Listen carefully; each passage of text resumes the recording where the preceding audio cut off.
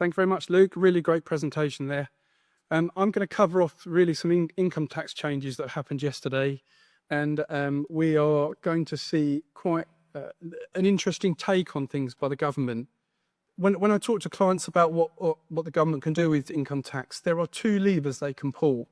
Income tax rates is one of the options, and that's very easy for people to understand if your income tax rate has gone up. The other tool they use, though, much more often, is actually tweaking income tax allowances and reliefs. That's something they give us that might mitigate our tax, but if they take it away, we then pay more tax. And it's that second tool that the government have had to use because they've been constrained by the manifesto promises on terms of income tax. One of the key things that we are seeing the government do is continue to limit increases in any allowances, personal allowances, and where your income tax rates fall. So that it was announced yesterday another 3-year period where the personal allowance will remain at just over 12,500. Another 3-year period, so to the end of 2031, where the higher rate threshold will stay at just over 50,000, and we'll continue to see the threshold of 100,000 where the personal allowance is taken away, where there's an effective tax rate of 60%. There are also some very small allowances there with, in terms of personal interest income and dividends, which are having an impact. You can see on the slide there, the OBR has indicated that over 700,000 people will now become basic rate taxpayers who wouldn't have been taxpayers at all. Nearly 1 million people will become higher rate taxpayers who would have been basic rate taxpayers, and a modest number of people are moving into additional rate taxes.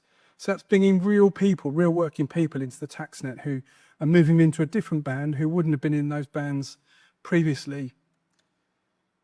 This relief that the government, or this tool the government uses, is called fiscal drag. And there was a 34-page document published on the Commons Library about a week before the autumn statement, so that MPs could explain this to their constituents and help ask the questions when they're asked it. And there's some really key stuff here that this is very cumulative and has happened over a long period of time. You'll see there, when I first stood up and talked about the personal allowance being frozen at 100,000, I was in my 30s. Now, some 15 years later, we still see that limit at 100,000. Had that been increased by CPI, that would have gone up to 155,000. Now, these numbers are huge, but they have real impacts. It's interesting, Luke, just talking about productivity. I hear from clients who say they've got employees whose income is now gone over 100,000. Instead of working full time, they're now saying, can I work 9 days out of 10? I don't want to pay that 60% tax rate. We see it in the NHS where doctors, really senior people, are working hard and they're saying to the NHS, actually, I'm going to work 4 days out of 5 because I don't want to pay that tax rate. So this is having real life economy impact. We're also seeing as I say, the freezing of the personal allowances. That first occurred in 2021. So by the time we get to 2031, those allowances will have been frozen for a 10-year period. If you look at the last 5 years, CPI is about 25%. So somebody who had a personal income at about 15,000, if that personal allowance had been increased by CPI, they would pay no tax. They're now paying just under £1,000 in additional tax just because of that change, where their income may have moved up through the bands. Likewise, somebody with an income of about 50,000 who wouldn't have been a basic rate taxpayer are now paying higher rates of tax, where their income is going beyond that level. And so over a 5-year period, again, if they've been increased by inflation, somebody would need to be at nearly £70,000 before they pay higher rate tax. So people are being brought into these tax nets because the allowances are not increasing.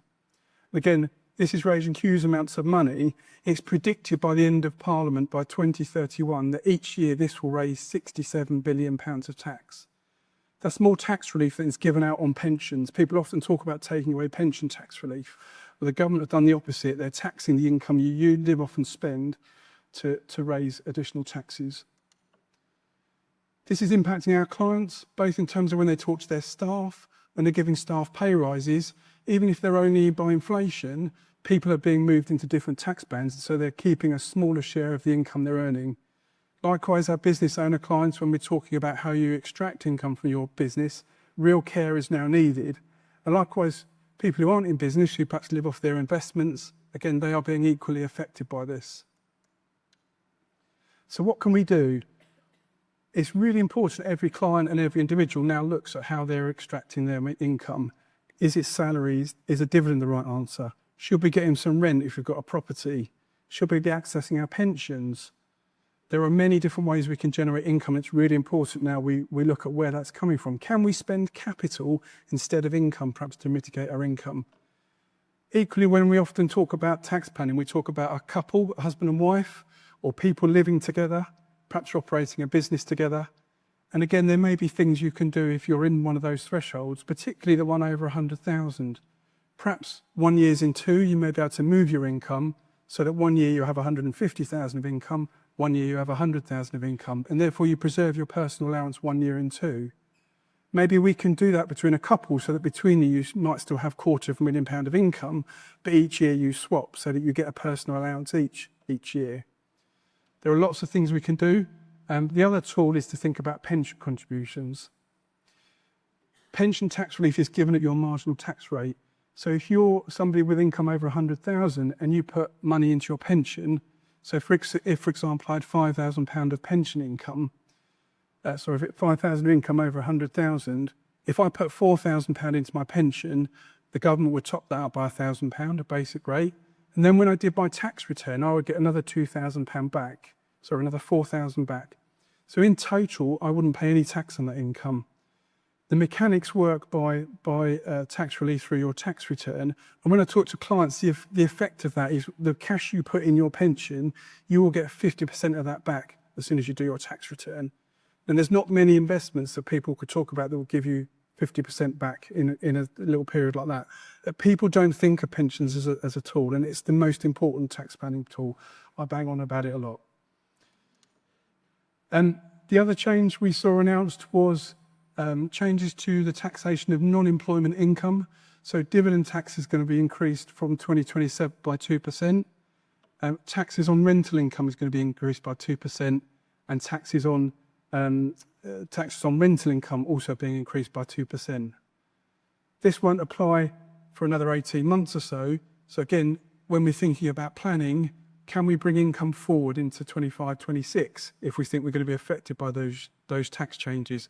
Again, we might see clients who pay dividends perhaps for a few years, then that cash is lent back to their company as a way of getting around these changes for a period of time. Likewise, if you've got interest and savings accounts, perhaps that's not going to mature for a few years. Could you close that early and get it into the lower tax rate? We often get asked for clients, what do I take, a dividend or a salary for my business? This is now going to become even more complicated. We have different rates of employers' national insurance, different rates of employees' national insurance. An individual, if they take a dividend, could have 3 tax rates, and the company could have 3 marginal rates of tax. On the slide there, we've got an example of somebody who may already be drawing a salary and has paid for national insurance at 8%, and there are cases for them where it can be better to take a dividend or better to take a salary. That might not change very much when we go a year forward. There's only one occasion on that slide where that might change.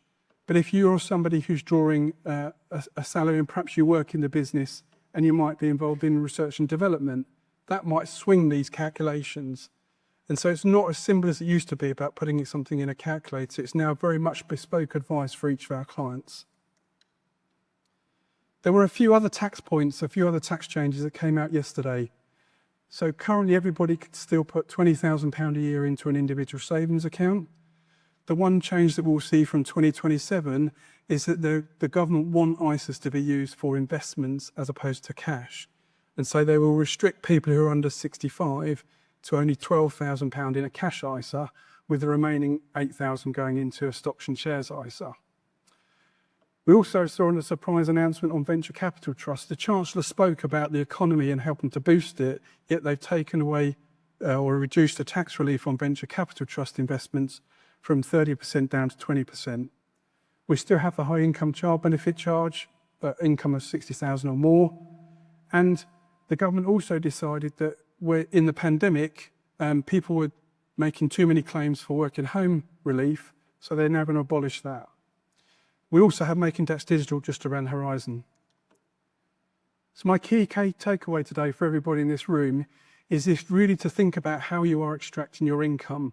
There are things we can do to get around these tax thresholds and these problems, but it requires effort, it requires advice, it requires looking at you and your family, and it might be looking at the wider family, including your children, and dovetailing that into other tax advice, particularly around movement of assets with inheritance tax.